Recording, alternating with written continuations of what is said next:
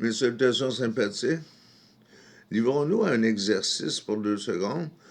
Si il y avait pénurie de main-d'œuvre vraiment, si le gouvernement investissait seulement, pas seulement je veux dire, dans les corporations, mais il investissait aussi pour les entreprises du peuple et les PME évidemment, qu'arriverait-il? Il y aurait peut-être un manque de. Il y aurait un surplus d'emplois, donc un manque de travailleurs.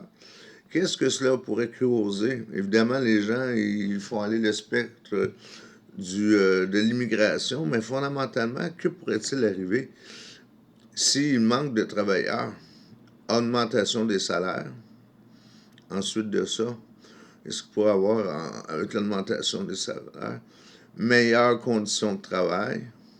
Ensuite de ça, meilleur taux de chômage, avoir plus d'argent lorsque tu tombes sur le chômage, des choses comme ça. Donc, tout pour favoriser euh, une meilleure économie personnelle et liberté de vivre personnelle, comme nous avions jadis. Euh, Là-dessus, j'ai fait déjà le tour.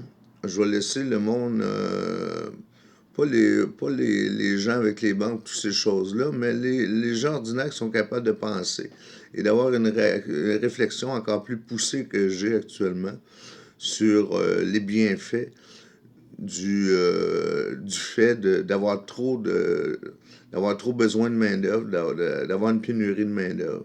Donc, ils se servent de l'immigration pour faire peur aux gens, mais la véritable fonction, c'est de réellement s'arranger pour avoir plus d'emplois en injectant de l'argent dans les PME directement et surtout en ayant des meilleures conditions de travail, comme on avait jadis plutôt que comme aujourd'hui, où ce que les gens sont brûlés. Puis, peut-être que le monde ne sont pas brûlés, mais donc les conditions de travail se sont détériorées depuis une trentaine d'années. Et c'est peut-être pas normal. La compétition, être compétitif vis-à-vis d'autres pays, je comprends cette doctrine-là.